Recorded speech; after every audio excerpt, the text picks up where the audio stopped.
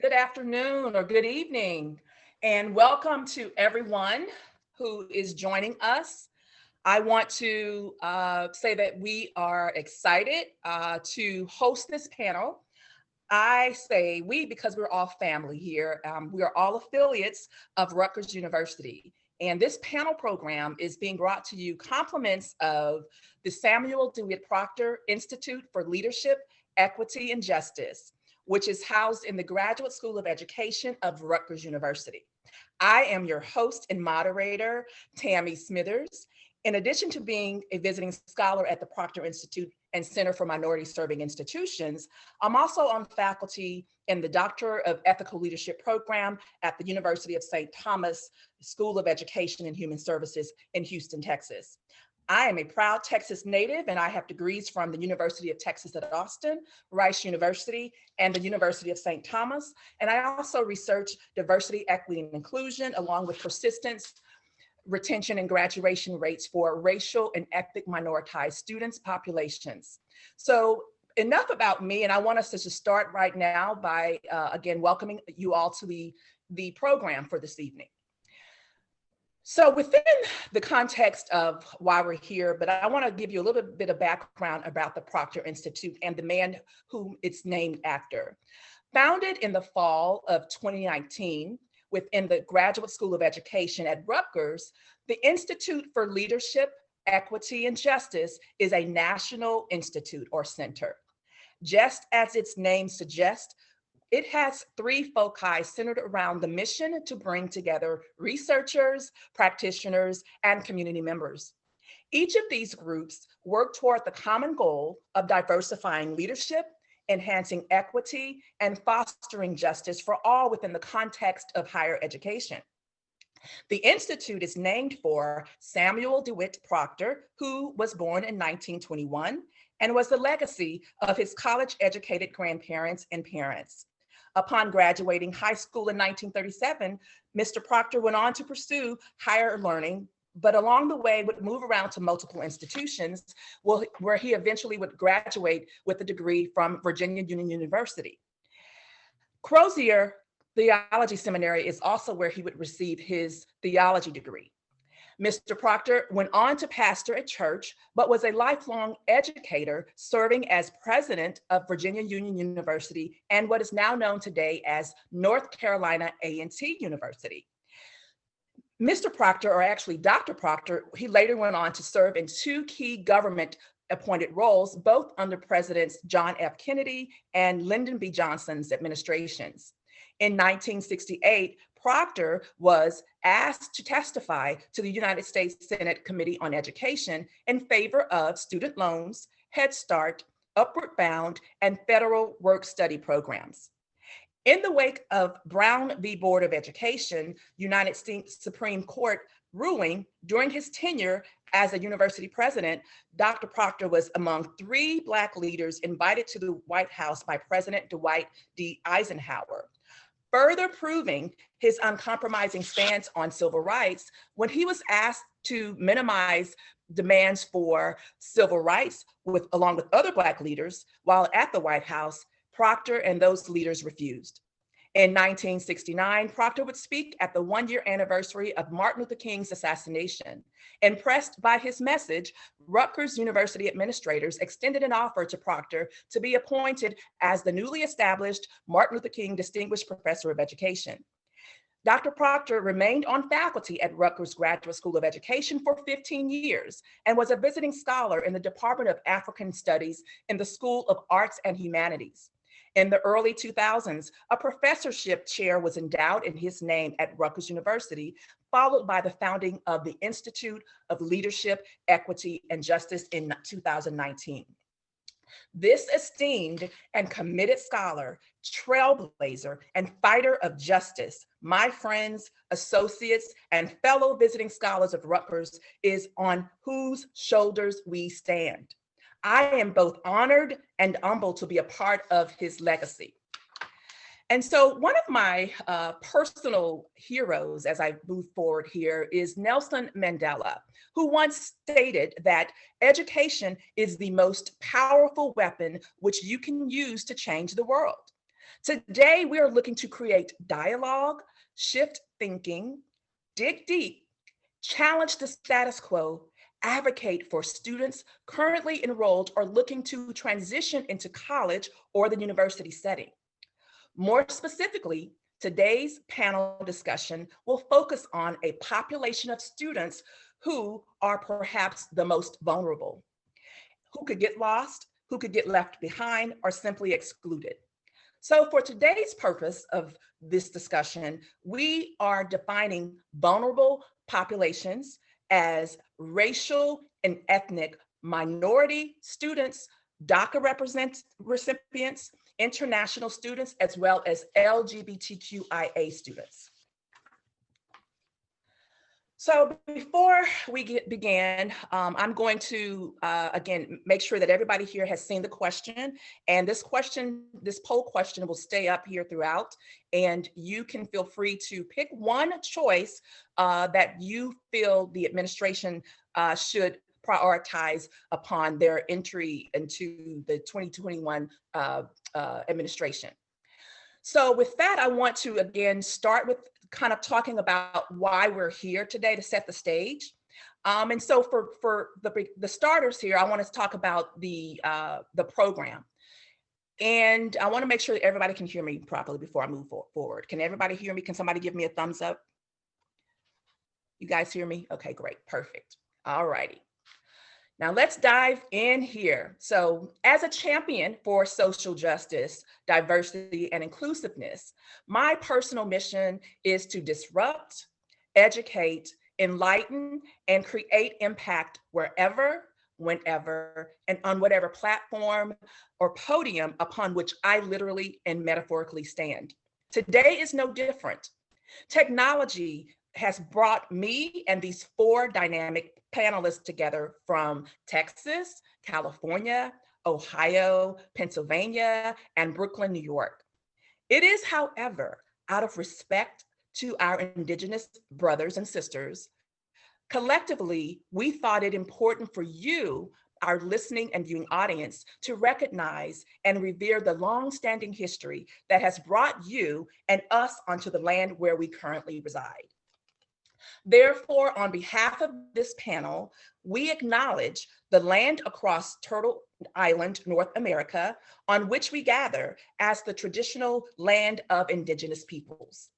We believe that historical awareness of Indigenous exclusion and erasure is critically important.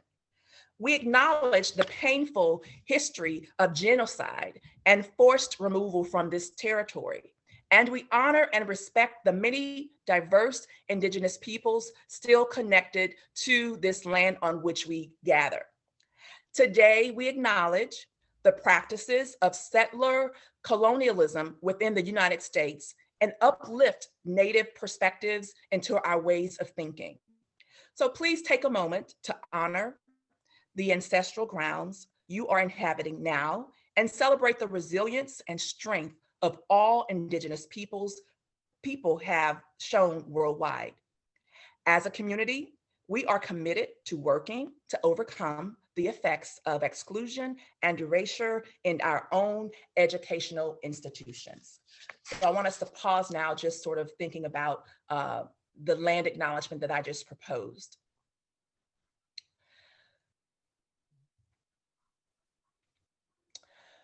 So thank you. Okay, I'm going to move along here and I'm going to now introduce our esteemed panel. And we all, as I mentioned earlier, happen to be affiliated with the Rutgers Center for Minority Serving Institutions and or the Proctor Institute for Leadership, Equity, and Justice. So we've all had a remarkable time earlier this week sort of preparing for how we would sort of move throughout the day in terms of the key issues that we would address. So before I dive into the actual program, I want to take a few moments to introduce our panelists. So I'm going to go in the order shown here on the screen. Our first guest is Sergio Gonzalez. Sergio is a PhD student in higher education and student affairs at Claremont Graduate University. Throughout Sergio's career, He has advised and supported students from marginalized communities as they matriculate from high school and into college. Sergio is currently an adjunct professor in the Department of Feminist, Gender, and Sexuality Studies at Scripps College in Claremont, California. The crux of his lectures and research are focused on Hoteria pedagogy. His research focuses on education equity, social justice, and Latinx queer students in higher education. Welcome and thank you for joining us today, Sergio. Thank you. And our next person is Leah Hollis. Leah Hollis holds a doctorate degree in education, and is an associate professor at Morgan State University in the Community College Leadership Doctoral Program. A noted national expert on workplace bullying, Leah has authored and published 40 articles to include peer-reviewed journals, book chapters, and a few books. Leah has spoken nationally and internationally to help over 200 schools address incivility on campus. She has also authored the book titled The Coercive Community College Bullying and Its Costly Impact on the Mission to Serve Underrepresented Populations, which is an extension of her work on bullying in higher education. Other notable work Leah has done includes Bullying in the Ivory Tower, How Aggression and Incivility Erode American Higher Education, which was a study based on an independent research of 175 colleges and universities. Findings from that particular study revealed that workplace bullying occurs at an even higher rate in higher education. Welcome to you, Leah. Thank you. Our next guest is Anna K. Rowe. Anna is also the brainchild behind this panel discussion for today, so we want to thank her for putting this all together. Anna K. is a third-year PhD student in higher education and student affairs program at Ohio University. Born and raised in Jamaica, upon receiving her bachelor's at the University of West Indies in 2014, Anna K. moved to the United States to pursue graduate studies at Ohio University and holds dual master's degrees.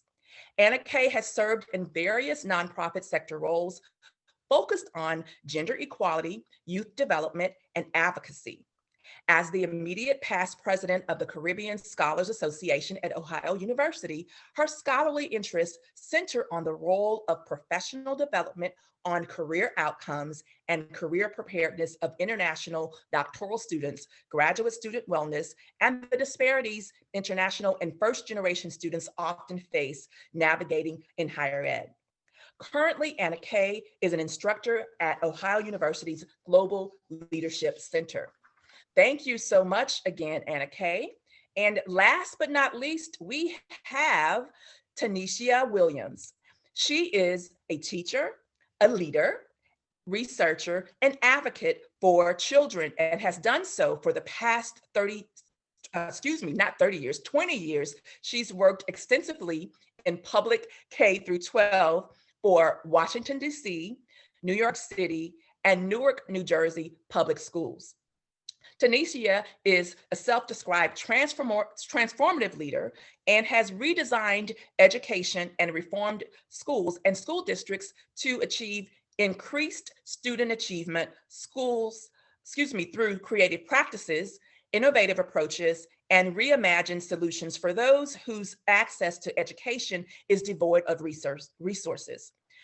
Her research is grounded in building tools for schools used to measure, address, and eradicate inequity within their academic programming, climate, and culture. Tanisha's broader research goals will advance the literature at the intersections of school culture, critical race theory, policy intervention, and student achievement. Tanisha is a PhD candidate in public and urban policy at the new school in New York City.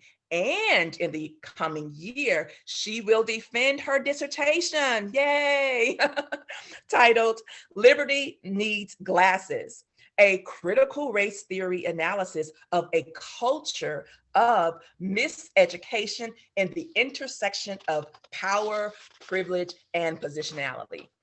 Thank you all, and thank you, Tanisha. Thank you, everyone, for that sort of setup to credentialize you to our audience this evening. But So Tammy, with that, I'm only 16 years old, so I don't know how you're talking about 30 years. You're only 16 years old. Gotcha. Years old, Prodigy. That's funny. That's funny. All righty. So I want to sort of give us a moment to breathe, and let me take a breath for a second. But to echo your guiding principle, Tanisha, I'm just going to kind of, I wrote this from reading your bio. But I am also of the belief that equity in education is one of the greatest civil rights issues of our time. And I know you agree with that. So yesterday, when I was preparing for this, I came across a news headline, and it basically was on Yahoo Finance. And it was sort of a headline that was taken from outgoing United States Secretary of Education, our friend Betsy DeVos, right? She referred to student loan debt forgiveness as, in her quotes, a truly insidious notion of government gift giving. Throughout the early campaign trails, several of the presidential candidates running on various platforms, but one in particular, they related to student debt cancellation and free college. So they basically talked about this idea of student debt cancellation and free college. And so that's what her statement was referencing. But that was just one example of what a post-election priority could potentially look like for this new Biden-Harris administration. So also in preparation for this, I searched different social media channels to kind of see what some of the responses have been in terms of our colleagues across the country, you know, in terms of we're in a pandemic, right? We're in a pandemic and we're in this sort of, you know, new way of sort of educating our students. And what I found, and I know that we can all attest to this, is that some of us are just really, I'm marveling at how poised and how much strength and ingenuity and resilience that we all have, right? Everyone from students to faculty to administrators and staff. And amid the global pandemic and post-presidential election, it has been extraordinary to witness our nation's institutions take this swift action to manage the ever-changing decision, right? The decisions to either close, remain open, or provide this hybrid class options to ensure the safety of the students on campus. So many of these difficult decisions had to be made. And for our students, particularly those who attend either the 2-year or 4-year colleges and universities, the benefits that they sought out when they applied for school, right, attending a brick and mortar, included things such as social life, the amenities that being on campus offers, right, the interactions, the finding yourself sort of ideals, right, the expressing your individuality, and the experiences of a lot of firsts, right? Those different ideals have been shattered. So this college experience today, as we see it, represents the pathway to the future in terms of career, professional growth, and personal development. For some students, this experience as a first generation, second generation, or this identity gymnastics of finding, being, and loving themselves as they are can be overwhelming, in particular, again, in this environment. Never mind the cost of education, right? We talked about that earlier this week, resources of funding and other retention factors that either support or either denigrate their ability to persist towards degree completion. So that's sort of what I found, just taking this from the student's perspective. And I want us to kind of use that to sort of enter into our discussion. So for this next piece, which will be our panel discussion, we have to think about how our nation is going to usher in a new year on the heels of what will be one of the most memorable years in our lifetime, right? We are steadfast in our optimism, the optimism that changes will take place inevitably, particularly in education, as the Biden Harris administration leaders are still being named. So, for the audience that's listening and for our panel, during these next, I would say 50 minutes or so, give or take, our panelists are going to seek to accomplish the following. The first is we're going to tackle the major concerns for these vulnerable populations in the aftermath of the US presidential election. So again, for the purposes of today's discussion, we have defined or identified vulnerable populations that are based on our panelists' expertise as I read through their bios. And that will be racial and ethnic minoritized or minority students, DACA recipients, international students, and LGBTQIA students. And then we're going to next, for the second point, we're going to follow up with thoughts and outlooks given the results of the election. And then finally, we're going to have some time to talk about next steps and have some continued support for these particular students. And after those minutes are up, we'll have about 10 to 12, maybe 15 minutes for some Q&A. So hopefully that sounds good for everyone. And I'll try to make sure that I'm on point with time. And so we have about, I would say, a good 40 to 50 minutes to really dive into this. So I'm going to begin with my first question. And for my panelists, I'm going to direct you by just calling a question, and I'll tell you, I'll say your name so that you can respond to that. And not everybody will have the opportunity to answer every single question, but I will give you a heads up if I'm speaking to you and give a little bit of back and forth if we have a little time. So with that, we will begin with our first section, and that's basically to talk to this, and I'm going to direct this to you, Leah. So Leah, we're looking at this population of students, particularly racial and ethnic minorities.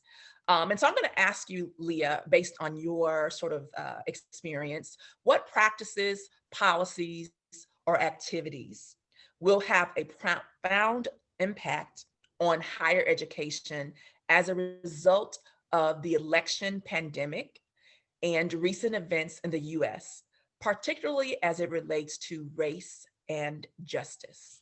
Do you need me to repeat that? Oh, I'm fine. And thank you so much. Okay. And, Yeah.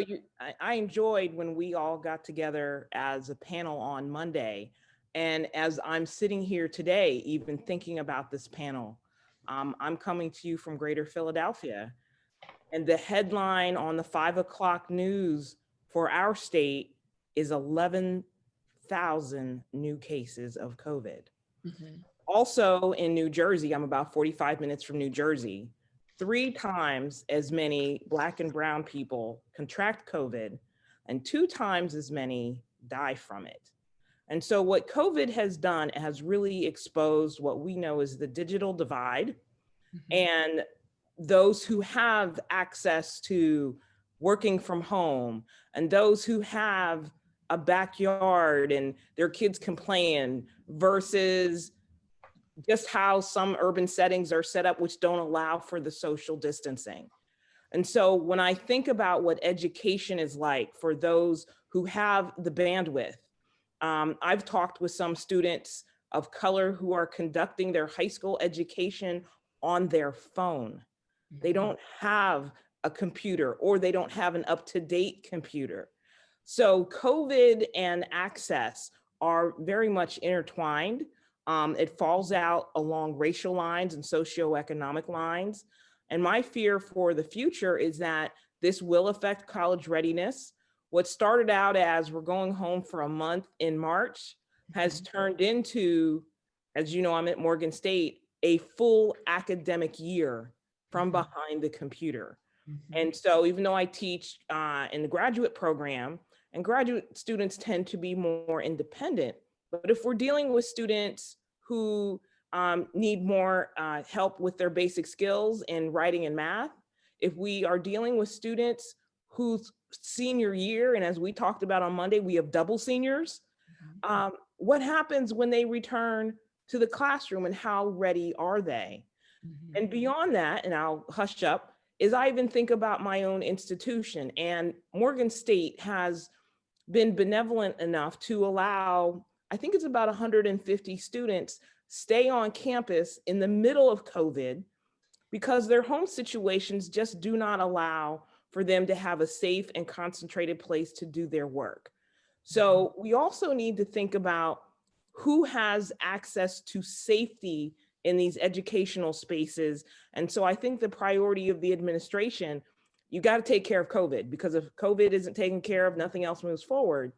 But also truly recognize who was hurt the most and try to level that playing field. I know that's a crazy cliche we throw around, but really understand what that means for our underrepresented folks who are still trying to get a good education despite the pandemic issues. Thank you. Thank you. Excellent response. Thank you. I'm going to kick it over to Sergio. So earlier in June, the U.S. Supreme Court announced that the Trump administration could not end the DACA, which we know is the Deferred Action for Childhood Arrivals program, which is an Obama-era initiative that allows individuals who came to the U.S. as children to receive 2-year temporary protection from deportation, subject to renewal, and to become eligible for a work permit. Education is one of the most common professions in which DACA recipients work. As of 2 years ago, approximately 9,000 DACA recipients were employed as teachers or in similar education careers. Given Trump's attempt to end DACA, how do we better advocate for and support DACA students who continue to come under threat to move the needle and ensure that these protections can remain in place? Do you want to talk about that a little bit? Yeah, so well, first of all, thank you. Hi, everybody. I'm Sergio or Sergio. My pronouns are él, he, him. Thank you for coming. And hopefully at the end, we can like really dive in and like ask each other questions, because I'm not about the formality, but you know, we're going to make magic happen. So I think for me, at one point that I really want to address is that we need to like really understand and learn that there's a variety of contested immigration statuses, right? So it's not just DACA.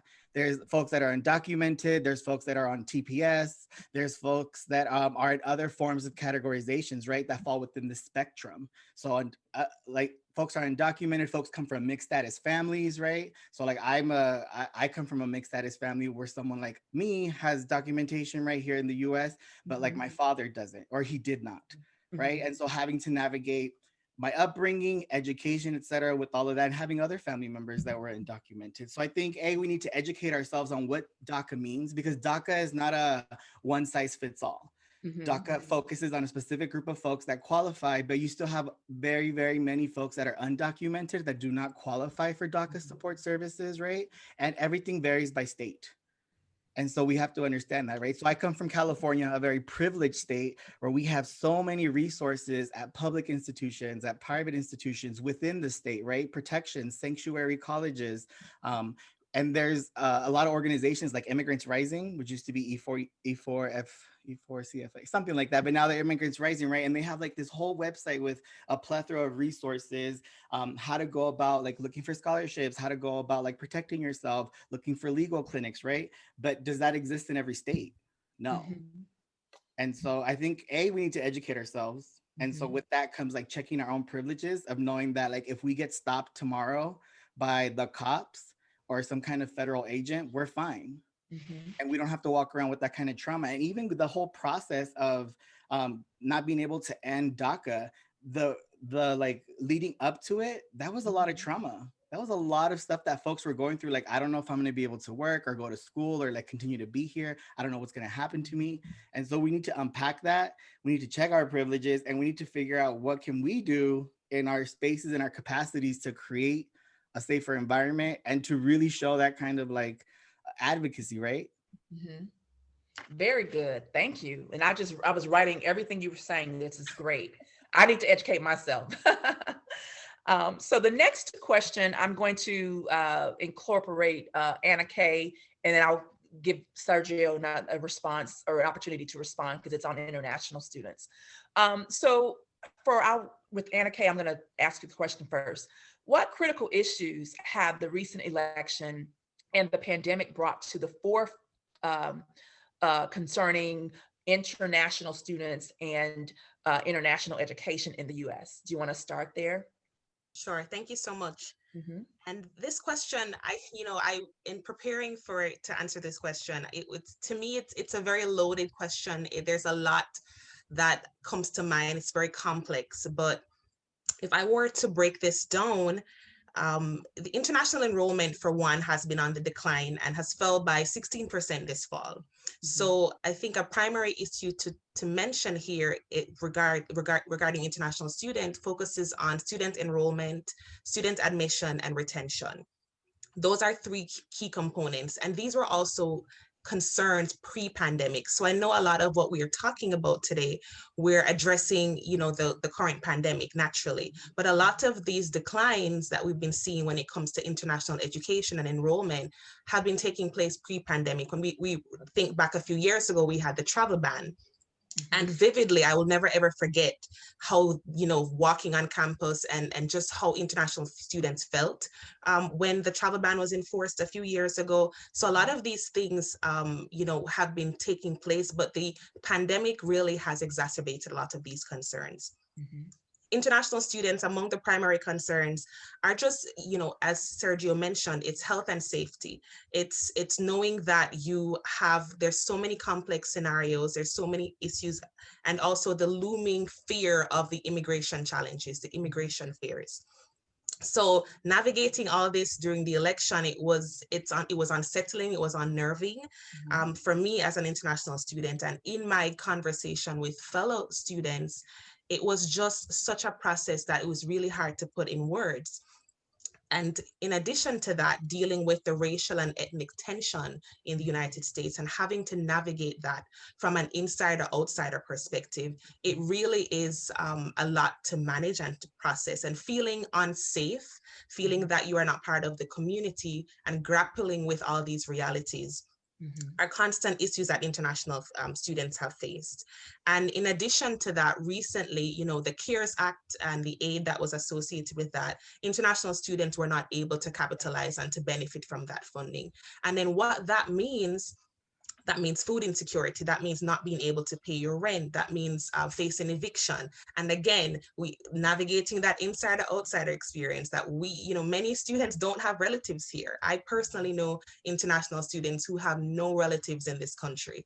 So, it was that constant fear that many students encountered this year at Ohio University. Thankfully, we instituted a task force that was a student-led activity by international students. And we also have to be mindful that in many instances, a lot of the mobilization often takes place by international students who are in the process of navigating these things. So it's really complex. When we look at the fall semester, we also faced another scare with institutions going fully online, and then ICE saying that if your institution's going online, then that means you don't need to be here because our immigration status is tied to us being in school and in person. Right. So that was something, and thankfully that was reversed. So students didn't have to face the consequences of going home in a pandemic, when for many of us, we can't go home even if we wanted to. So it's very layered. It's definitely very layered. It's very complex. And, as an international student, you're constantly in flux. You're constantly trying to figure out how do you feel about what's going on. For many of us, we were observing what's taking place in the election, but unable to unable to participate in the electoral process. So it really is quite complicated. So there's several issues. I could go on and on and on. But yeah, no, it's great. And as you were talking, I was thinking, even on like my campus, I believe that, I'm in Houston, so we have several universities here. And when schools shut down for that moment, where were our international students? Where, like you said, where did they go? Were they on campus? They were safe. And so I think, even them feeling like, how can I get home? How can I travel back? And then if they left, not being able to come back into the States. So those are all issues I know that were looming throughout, this entire semester. And I taught about 3 years ago at a different institution. And I know that I taught like about 90% of my students were international students. And so I know what their experiences were like back then. And that was actually during the travel ban. So we talked a little bit about that during our class. And so Sergio, do you have anything else you want to sort of, add into that before we move on to our next piece here? I just wanted to just bring up the point that that Anna Kay brought up, where the task force, right, and how the students had to mobilize and create that. And so the first thing that came to my mind was, how problematic is that the students had to mobilize and create this task force for their safety, for their well-being, for their continued participation within the institution. Right. And so like that's super traumatic, along with everything else that students are going through, wondering like if I could be able to stay here, and then what's going to happen if I do leave, right? Like what's going to happen to my student visa, what's going to happen with the process, because a lot of times a lot of these students that are on like F1 visas, for example, there's not a lot of flexibility or wiggle room. Because it's a two-part process, right? It's the process over here on the US end, but it's also the process from wherever they're coming from in their particular country. And so yeah, like it should be across the board. There should be no students are creating a task force for their own survival. It should be instituted as part of an action plan. Absolutely. And Sergio, to add to that, because while I commend the efforts of the students, I had the exact same thought, because I knew many of these individuals personally, and I know their heart. And, when you are in a situation, you want to figure out how to help. And for many international students, that's our response. We are always, you're always on alert.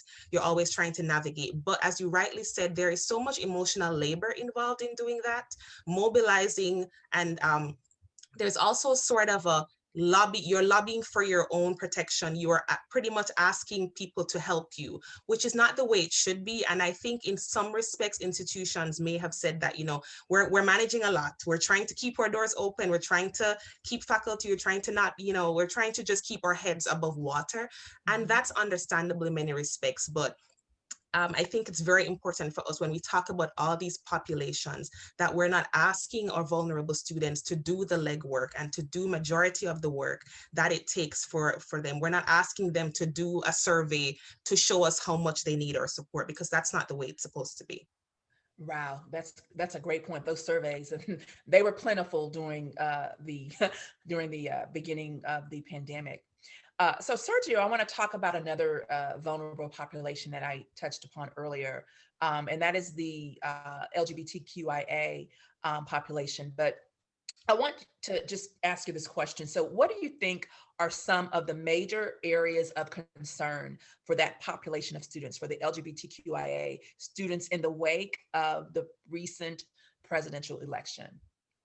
Well, first I want to give a shout out to my scholar sister who's on in here, Angel. They we were actually talking about this earlier, right? And they were like, really we need to think about why is it that folks that are LGBTQIA or fall under the queer community, why don't they have the same protection of civil rights given by the Supreme Court that everyone else does, right? And so just going back to the basics of humanity, like what are we doing to ensure humanity and, again, inclusivity? And when you think about the institution, what is the institution doing to not be heteronormative? What is the institution doing to not follow, this gender binary? Something as simple as like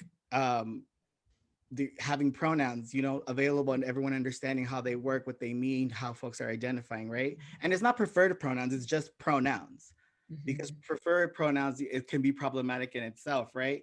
And then specifically thinking about our trans siblings, right? So how do we ensure that they're okay and that they're understood in these academic spaces? And so I think about, I don't know if anyone listens to In the Thick, it's a podcast with Maria Hinojosa, and there's a specific episode that I highly encourage everybody to look into. It's called Black Trans Resistance, and it really dives into what's going on within the Black trans community, how out of all out of the bigger spectrum of the queer community, they're the most that are really going through it. They're the most that are being, you know, murdered on a daily basis, right? They're the folks that are really like marginalized within the margins of like the queer community, of the queer community of color, because I can dive into this whole theoretical thing, but just really thinking about what are we doing in our spaces, right? In the classroom, as student affairs professionals, as administrators, to be more inclusive with what we're with our students. I think I was talking about this the other night, and I don't know if you can correct me. Is it the number 350? Is it Black trans gender individuals have been murdered because of police brutality? Is that accurate to say? Does that sound right? I mean, I think probably more, but I haven't checked recently. But yes, like it's a lot. It's crazy. Mm-hmm. Wow, thank you for sharing that. I was trying to write some of what you were saying down. And I want to now move us through to the next sort of kind of conversation here around thoughts and outlooks given the results of the presidential election. So my first question for this piece is to Leah. So as leaders and scholars in the academy who share many of the lived experiences of these vulnerable populations in higher education, how do we negotiate and balance those parts of our identity? Leah. Well, it's interesting because that question itself is talking about parts of our identity. And when I think about parts, I then also think about the intersectionality. And I'm imagining most people on here know about Kimberly Crenshaw's theories about intersectionality. And it was birthed from, I believe, a complainant who had to check a box. Are you being harassed because you're over 40, or because you're a woman, or because you're Black? And all of those things come together. So when we balance our parts, I would say first, we should embrace ourselves as whole, and then also understand and remember what it was like to be students. All too often, I mean, and I'll just call it what it is. We are all in our respective spots when we have 30 some people on the line, and we're all at home safe and sound and cozy, and we have our bandwidth. But so many of our students are food insecure or housing insecure, or trying to figure out how to do things. So as we create policies, as we teach our classes, as we work with our students, whether it's through Zoom or when we get back in front of them face to face, we need to remember what struggles we went through to get through, whether it is a professor telling you, I've heard this, the professor who says, you don't know how to pronounce your own name. That was odd. Yes, and this was several years ago, but the entire group was like, boy, that was a bit discriminatory, wasn't it? Or the kinds of assumptions that dominant structures and these institutions, let's remember, are structured in a history that never intended to let many of us in. And so if we remember that that's the original structure, but we are fortunate enough to be here. What is it? 3% of all faculty are Blacks, women, Hispanics, or even less, fewer in number. So when we get out there, we have an opportunity, what's the phrase, lift as we climb, and to help those vulnerable populations behind us and understand that somebody helped me. And so when I help somebody, they're like, oh, can I take you to lunch? Can I take you to dinner? I was like, no. Help the next person, and then the next person. And we need to remember that we are still plowing the road for so many students who look like us and who have had our experiences. And I will say one last thing is we need to use our voices. So often, as I had an opportunity to work with several institutions, we know injustice when we see it. And once in a while, because we're in our cozy space and we have our cozy little job in our nice office, we don't speak up when we see a student who's being abused, disenfranchised, jilted out of money, whatever the case is. And if we're in these positions, we should be able to also speak up, or at least quietly help that student negotiate how to get through that system that never was meant for us to get in, let alone for us to bring others through. So I think our balance is also advocacy for our students who are coming up behind us. That's a lot of responsibility, but I think that, you know, typically we typically, I was just gonna say this, I think that is what we do. I mean, I think it feels like sometimes as scholars of color or anything of color, whatever your job function is, we always have that sense of responsibility to help other people. And sometimes we don't know what it feels like to just be, right? We don't know what it feels like. I know I don't. And so it's a heavy, I won't say burden, but it's a responsibility, right? It's a responsibility, to your point. And it's happened for everybody. I mean, I don't know anybody who's gotten to a spot and they have said, I did it all on my own. Right. I mean, I have a countless number of people who've helped me. And so we're kind of modeling those who helped us get to this spot. Absolutely. And so let's now take it to Tanisha, my friend over here. So as scholars in the academy, how do we empower students to have conversations around the systemic change and to think critically on the implications of federal higher education policy areas, regardless of whether they are from a vulnerable population or not? Yeah, so hey y'all, hey, hello everyone. Thanks so much for spending some of your evening with us. You know what, I feel like all of the gems have like been dropped throughout the entire conversation. So I feel like I had this amazing opportunity to kind of weave some of them together, and I was taking some notes. So like Leah just talked about this notion of like each one teach one, each one reach one, continue to kind of do this work. And my heart agrees with that, right? And I think like you, Tammy, I have attempted to be that person. There's also this part of me though that feels like, but systemically, per Sergio's point, we got to check our privilege, and we have to like check the systems that we live in. So when I think of, or when I conceptualize or attempt to conceptualize empowerment, I think that empowerment comes through like a validation of perspective. And I think for so long, and as I come to learn more of the world of academia, I think for so long there has been a dominant perspective that we haven't checked.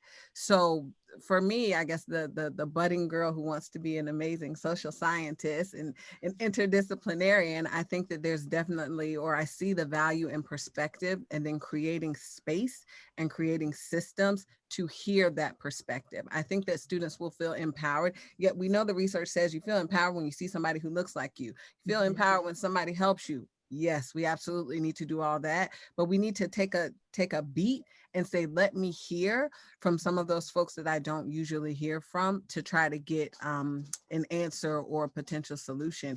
And I think Anna Kay, my heart was like, oh man, I hope I don't want to be contradictory, but you talked about this notion of not asking the vulnerable populations to do the work. And I get that, right? It's like, you shouldn't have to do all the heavy lifting if you have incurred some hurt or some pain.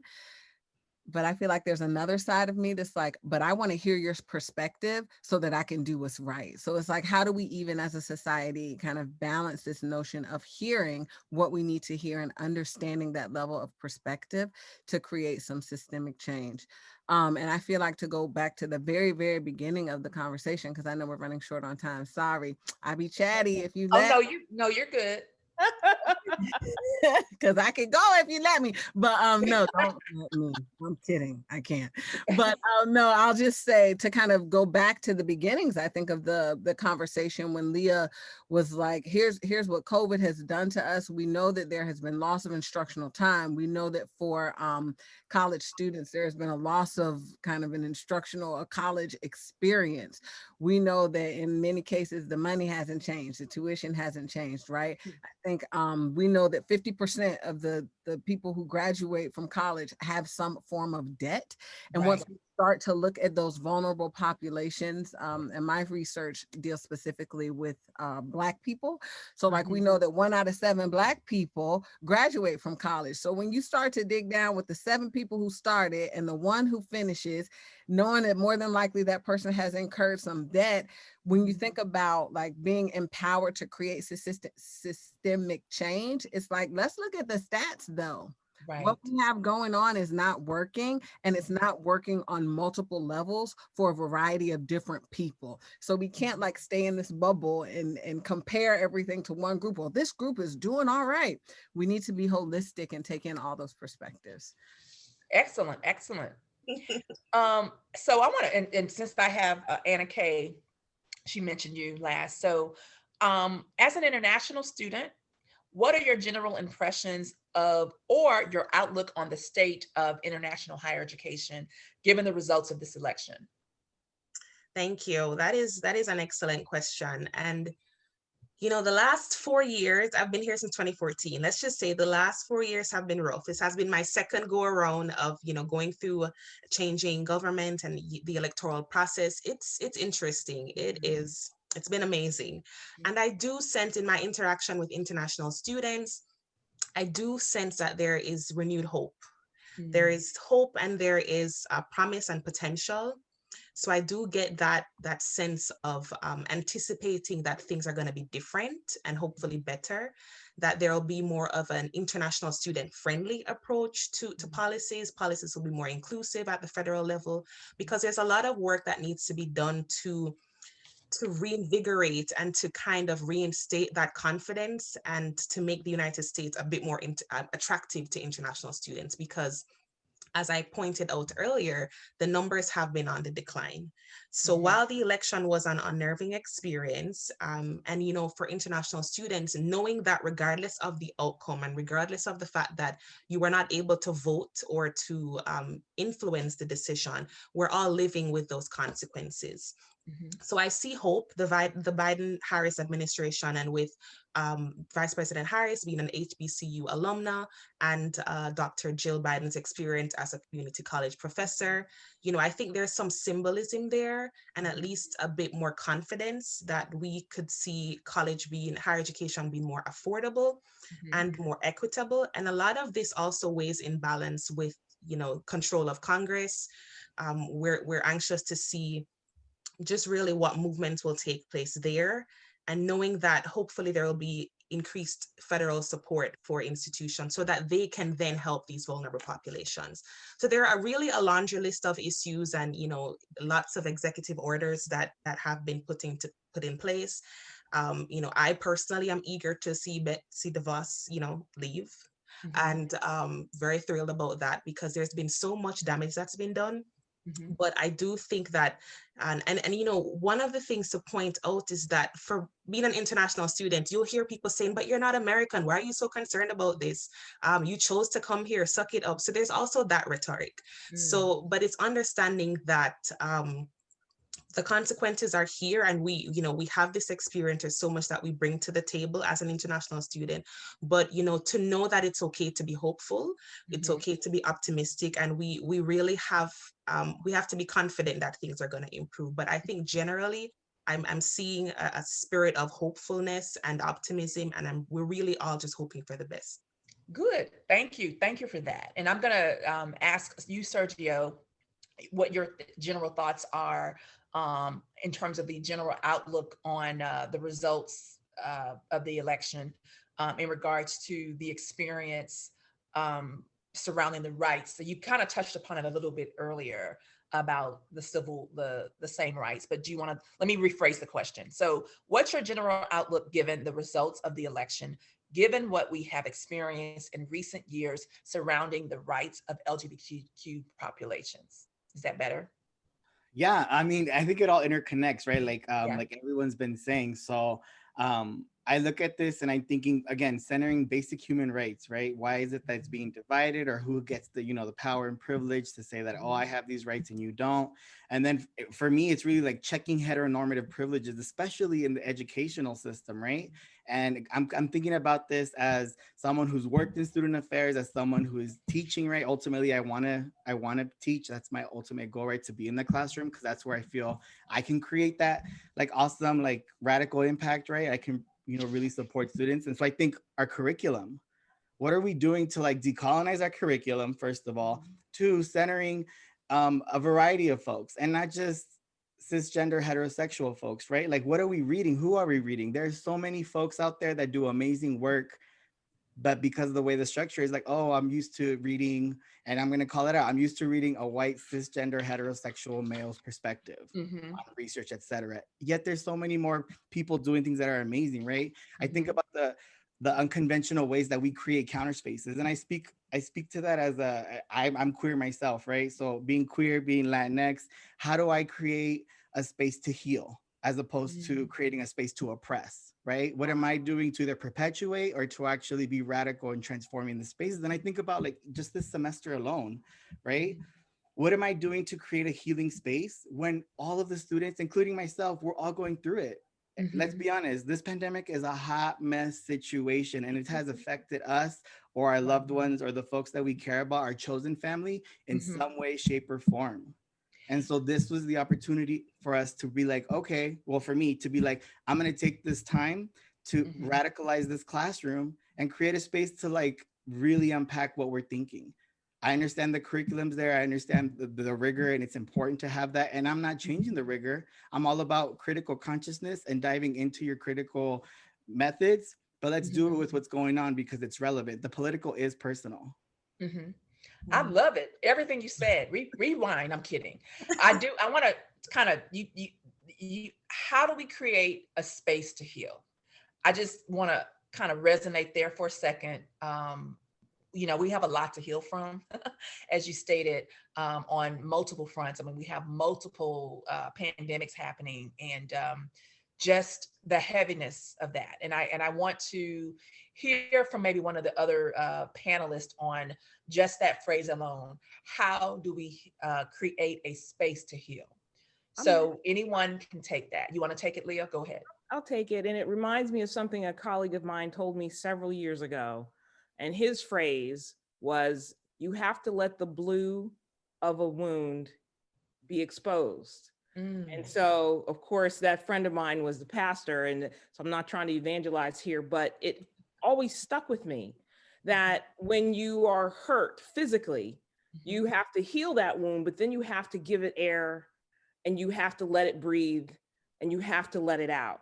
So there are so many pains in our society, regardless of what position or multiple positions you hold. The way to get it out is to talk about it, to give voice to power, if you will. Officially, I guess it would be called restorative justice, where I hear you and you hear me, and we collectively come together and jointly decide on how we can move together, whether we agree or not, but certainly honor what's going on. And so often, and we've seen it in this election, and I'm not trying to say what party should or should not have done something, because this isn't a political panel, but certainly it was people voicing what they wanted and people coming forward. And the thing I want to just put out there, I mean, we've talked about it amongst ourselves. How long is this door going to be open? So now all of a sudden we're realizing with what's happened in the last year, but you know what, there's been Emmett Till. And when I went to school, it was Yusef Hawkins. And then we go through to Amadou Diallo. And I mean, we could just keep going. Right. And so we need to lend our voices to keeping those doors and those communications open. So we're just not back into another turntable of, okay, 5 years from now, we're doing the same thing. So we need to let the blue of the wound heal, get it out there, talk about it, empower people to talk about it civilly. I'm the workplace bullying person, right? And to honor people's pain and to deal with it instead of just putting it in a corner or putting it in the closet or putting it in the attic or putting it wherever is nice and neat and tidy. That doesn't work.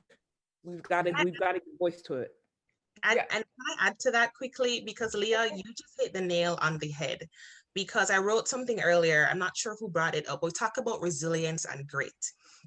And those two words that for me, in many respects, are very problematic because, especially in the way they're used, because when we talk about all these vulnerable populations, usually in that conversation, someone's going to bring up grit and they're going to bring up resilience at some point. And, and what I wrote was that we really laud our vulnerable populations and our vulnerable students for, pulling themselves up by the bootstraps, for overcoming their trauma. And I think I was on a session recently with a student, and he talked about, we can't self-care our way out of trauma. We're talking about self-care so much, and in a very commercialized sense. And we can't be talking about all this without talking about mental health, without talking about supporting our students through those things, because we can't just resilient our way out of all these things if we're not actively and earnestly working to dismantle these systems that are oppressing our students. We need to stop just praising them for just powering through it. We're doing them a disservice, and it's constantly re-traumatizing them by just praising them for overcoming.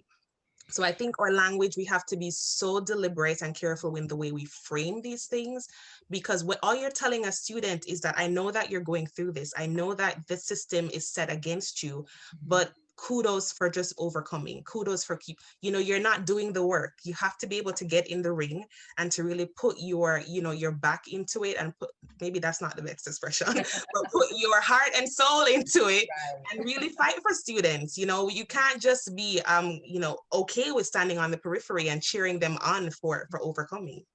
Well, I think, and I'm going to own up to, I said it because I picked it up from just sort of what the chatter is around there. And I think, in the context of that resiliency, which we all have, like, I know I have it, in spite of, and you're right. I love what you said. I wrote it down about, you can't self-care your way out of trauma. As a Black woman, I can tell you, I do that every day, right? So I think many of us can attest to that.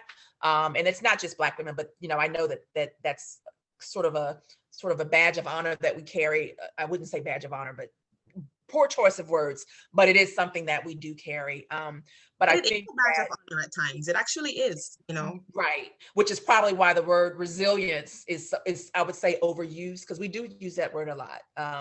And I thank you for bringing that up, because I think we do have to recalibrate, if you will, ways in which we describe situations, particularly, as you mentioned, the mental health piece. I mean, we didn't, really talk about that in this context, but that is a huge, thing. And it kind of, to go back to Sergio's point about the healing piece, right? How do we heal? And I know that, as we're dealing with students, I'm sure we all teach, right? So we have to make sure that, in front of the student or in the classroom, that before we begin lecturing, there is this sort of openness about how is everybody doing, especially during this time. And I think whether you are an international student, whatever vulnerable population that you fall under, just a student, that's the human side of what it is that we're doing, right? Yes, we're lecturing and talking to them from a computer screen, but there's that humanity piece that we have to remember as we're dealing with that. So I want to kind of we have about, it's 7:07. And I want to make sure that we have time for questions. I want to sort of take a step here and have Brandy pull up maybe the top one or two responses to that question that was posed earlier. So, wow. So it looks like the question, just to reread that, is: in the age of COVID and in the aftermath of the recent presidential election, what should be the top priority of the incoming administration as it relates to supporting vulnerable populations? And the number one answer is, I guess the top two would be loan forgiveness, yay, financing a college education. And the second highest, with 32%, is increased subsidies and funding for higher ed. So can we talk about that for a second? Do we want to do that for a minute? I clap for loan forgiveness because I just finished my doctorate, so I would love that. But who wants to talk about maybe one or two of those top two priorities? Who wants to take that?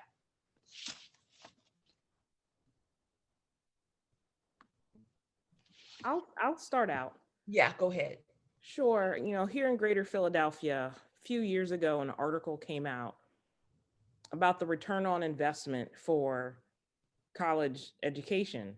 Mm-hmm. And I think I heard something on NPR. I think the average undergraduate is coming out with $67,000 of debt. Wow. Yeah. And when I went to school in the last century, Rutgers is my alma mater, was not nearly that expensive. And we also recognize that the state subsidies for state institutions has dwindled tremendously during the recession. And also tuition is going up 8, 9, 10% a year. I understand that, but our incomes have not gone up. And then once again, the populations that are most hurt are the ones that are the most vulnerable. Mm-hmm. Similarly to the ones who are the most vulnerable during COVID. So if we are going to expect our nation to remain competitive on the global stage, Mm-hmm. to make sound decisions about a number of things, whether it is the code on your house, the codes in your local municipalities, or how school buses or fire hydrants are put in your communities, all the way to who is elected president, we need to have an educated citizenry. And we have kind of outpriced ourselves as a community. In that sense, I think we have outpriced ourselves. And it's a shame to come out. And now, granted, I love the humanities. My background is English and Africana studies. But imagine you come out with a classics degree, and I understand classics programs are closing. And so you have this really shiny classics degree and you owe $75,000 for it, and you haven't even gotten a master's degree yet. And so what are you going to tell your community when you come back with that kind of debt? And what are you going to tell your kids and your cousins and your nephews and nieces when you come back with that kind of debt? And then they are then vicariously dissuaded from going to school because they see Auntie owes $75,000 for a classics degree and she's working at Williams-Sonoma.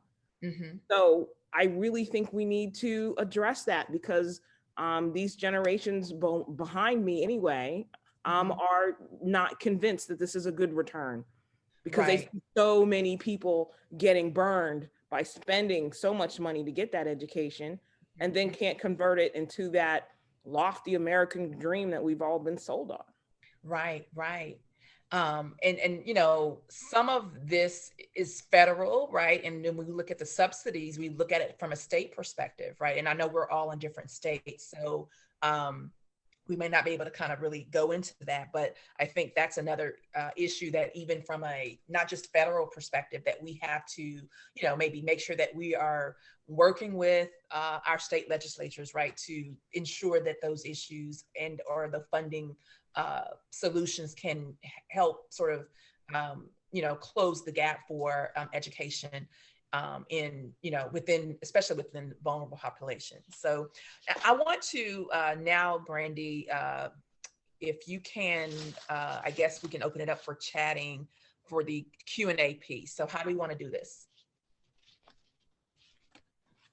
The chat is now open for questions, so anyone can send it through the chat. Okay. So I'm going to give you guys, it's a little bit of time to formulate your question, and we will sort of, dive into that for the next, I would say 10 to 12 minutes. Any questions? I have more. We have a question thus far. Okay. Can you talk a little bit about where we go from here and what anyone can do to kind of address the different challenges that vulnerable populations are facing? You gonna take it, Tanisha? I will. I mistakenly muted myself. Oh, okay. I'm not here muted. Like, oops, my bad. Yeah. So I'm sorry, Brandy.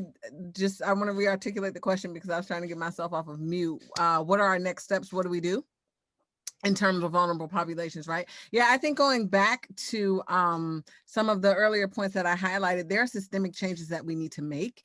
And I feel like so many people say that, right? Like, we gotta have systemic change, but I believe that part of that systemic change is grounded in creating a way to include perspective and creating a way to include voice, because I just kind of believe that we tend to be so monolithic in all the things that we do. and we create policies that have the wrong directional focus.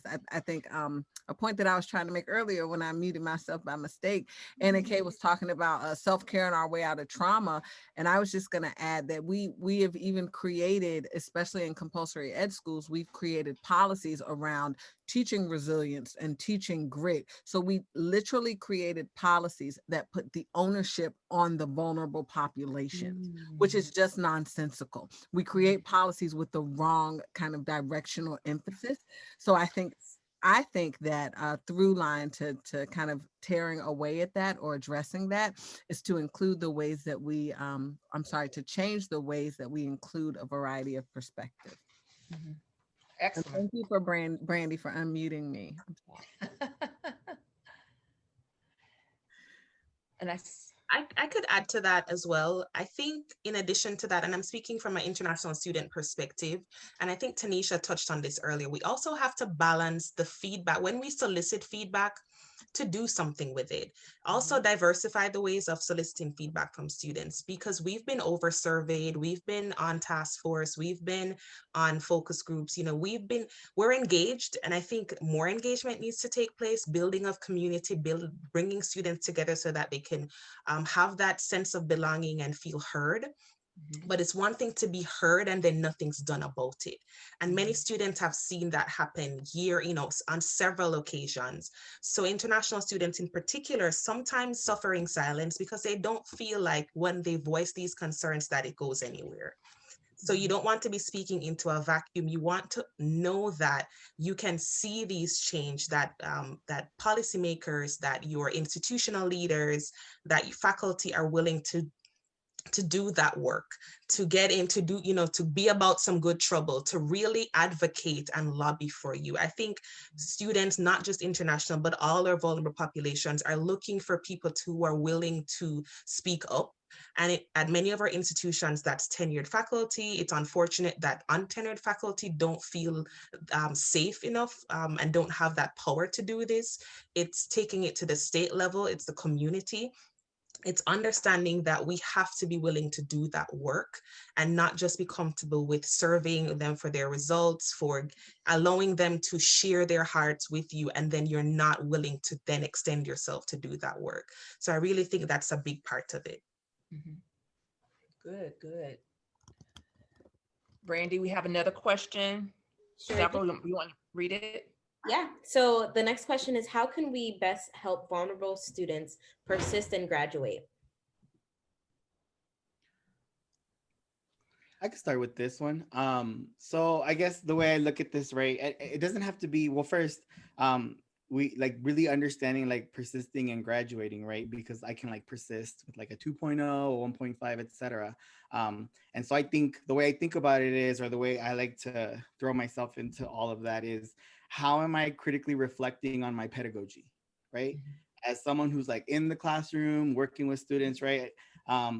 And I know this is cheesy, but I always talk about coming from a pedagogy of love, right? That's like how I work. That's how I flow, because I'm a Pisces, but also because that's just like, yeah, I come from that kind of space of like caring. And when you show care and appreciation and validate students in these spaces, I think for me and the work that I do, it leads to accountability. It leads to, trusting each other. It leads to like, oh, wow, this person is validating my existence, validating who I am, how I, especially right now in this pandemic, right? So like, what am I doing in the classroom to create these counter spaces? What am I doing to do stuff like temperature checks? Because, and I always start with a temperature check. I was like, give me a high and a low, because that's going to dictate and tell me how we're going to navigate this class. And then to add to what was discussed a little earlier, we also have to understand that education is a business. And this is part of the reason why there is all these situations with this crazy amount of student loans, right? And so what am I doing to be critical about this business and deconstructing it in my class, in the space? I can't control the macro, right, at this point, right? Because I'm still trying to get that PhD. But the micro sense, like in the classroom with the group of students that I'm co-creating with, what am I doing to challenge myself, right? And my learning systems? Because half the time, specifically for like folks of color navigating and going through these processes, we have to unlearn the colonization we've been taught from all of our educational experiences.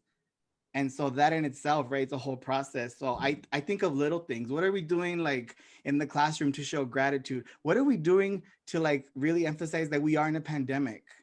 And you're expecting a student to submit a 25 to 30 page paper at the end of the semester when they barely have access to Wi-Fi, right? Like, are you upholding your standards and your pedagogy of love? Or are you upholding the academia standards? So I think of simple, I think of those things, and that's simple for me because that's what I can do in the classroom, right? And to add to that, Sergio, is ensuring that the wraparound services, all the services that we used to provide to students in person, ensure that we're able to provide those to an extent within the virtual environment. Because as you mentioned, we can't be expecting students to produce the same amount of work when for many of them, their day-to-day needs are not being met. For many of them, they're food insecure. Many of them are in parking lots using Wi-Fi. So we have to consider students and their realities right now and ensure that all our wraparound services are working efficiently. Now isn't the time to be cutting back on many of those financially. I know universities are strapped, but we have to be looking at those things because higher education has to be concerned about enrollment, retention, but also where do our students end up? And this question is so important because we're not just churning them out into the system and hoping that they find jobs. We have to be very mindful and concerned about giving them all the tools, the career development support, the coaching, the mentoring. All those tools have to be provided to ensure that they have better outcomes. Excellent, excellent. I think we have. Yes, so we have a couple more questions. Go ahead with the next one. Go ahead. All right. So, is it really possible for Black folks to heal in a nation with a racial caste system that anchors Black humanity in the bottom caste? I'll jump in with that one. I would say yes and no. So the unfortunate parable, or I might say, is if somebody has been, regardless of race or gender, what have you, has been mugged at gunpoint and their belongings stolen from them walking to the car. That life-altering experience, even isolated, will always be with them. But the way to heal from that is to find really supportive help. And what I've learned actually in the last 5 to 6 years, a number of folks that I have worked with or other faculty members and academics will quietly say, I had a counselor. And I was like, oh, okay. So people are seeking out help. I mean, that's why we have counselors. But in addition to seeking out a counselor is to seek out a culturally sensitive counselor. And those are tougher to find. But what I have found out that self-care, and whoever had said it, you can't self-care through grit. You're absolutely right.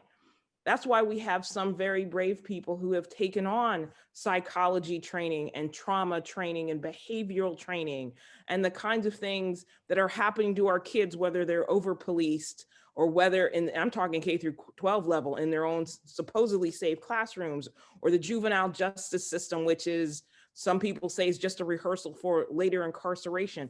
All of those traumas we need to deal with, but deal with in a culturally sensitive way. And as a communities of color, not be ashamed to reach out to those who are culturally sensitive enough to help us through those really horrible things. And all I mentioned was being mugged at gunpoint one night.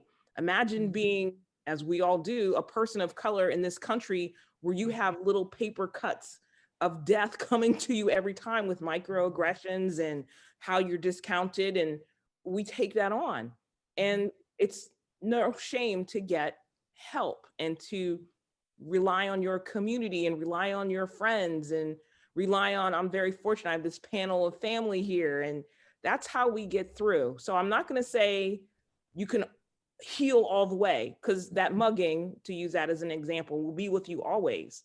But you can find communities to help and support and help you get through it, even though you may not forget it. And I, you talk about microaggressions, I was challenging someone before in my class during this semester, it's not micro, it's macro. Like that stuff is just blatant, right? Macroaggressions, especially in the last, several years. It's just been heavy. I think, let's see, we have 1 more minute till 5 minutes to wrap up, but I want to do one more question. How many more do we have, Randy? We just have 2 more questions. 2 more? Okay, let's see if we can do both of them. So okay. read. So please share ways to support international students when we are on the other side of travel bans, pandemic, and leadership change that disrespected international students. Wow. Yeah, that's an amazing question. For many institutions, all institutions here that host international students has an international student office. It may have a different name. We have one at our institution. And so their responsibility is to advocate for the interests of students, to communicate directives. But on the flip side of that, many times they are figuring out how to best support us. Sometimes things come up and we share the releases with them and we're panicking, and they're also trying to figure out how to interpret what takes place. So, it's a really complex, complicated process. And how do we go about supporting students? I think might have reiterated this earlier, is listening to them, giving them space to share their concerns. But also, I think on the flip side is just figuring out how you can make an impact at the institutional level, and taking that up through all the prongs, through all the system, through all the levels. There are a number of their visa restrictions and visa changes that the administration has put forward in recent times, just September.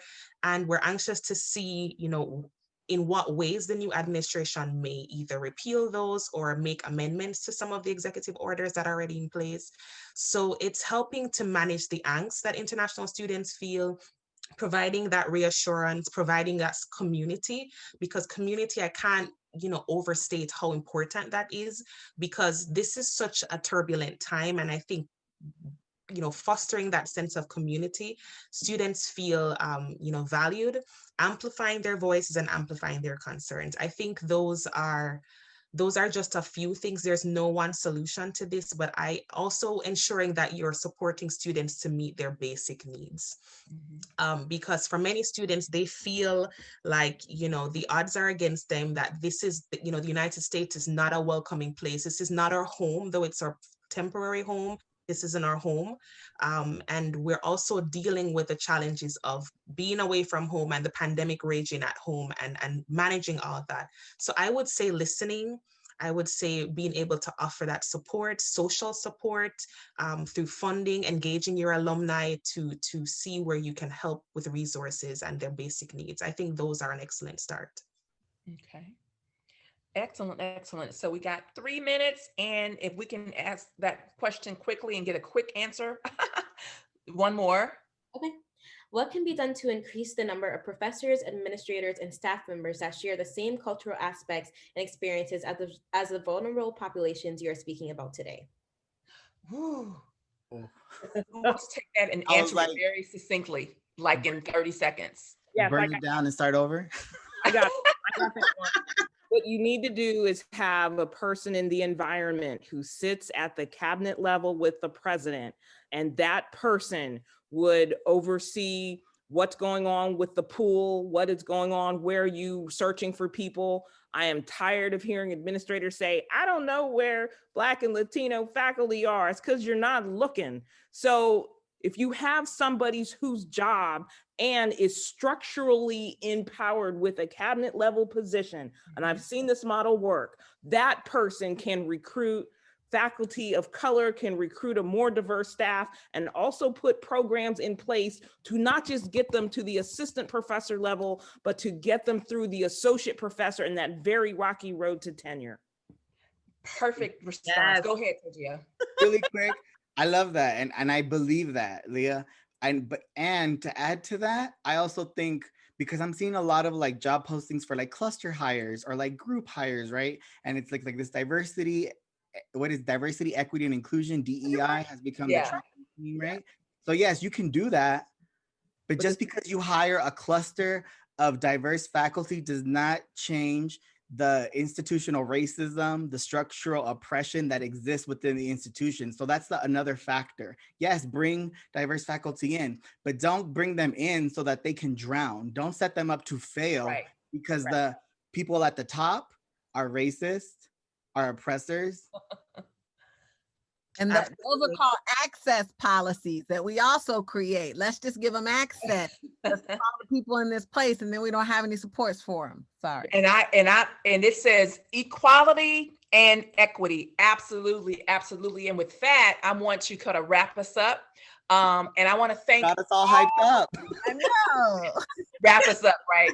Wrap you up, take you home with me. No, I want to thank each and every one of you for joining us today, and my panelists. It's been amazing. I know we're family, but this is the first time second time that we've actually been in the same, virtual space.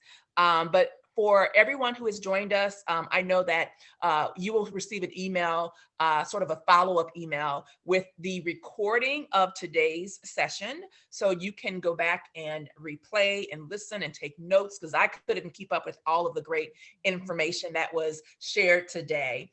On behalf of the Samuel DeWitt Proctor Institute for Leadership, Equity, and Justice, and my esteemed panelists, I want to thank you all for joining us, and you all have a wonderful rest of the week. And we will see you in another program coming to a virtual space near you. You guys have a great day. All right. Bye-bye.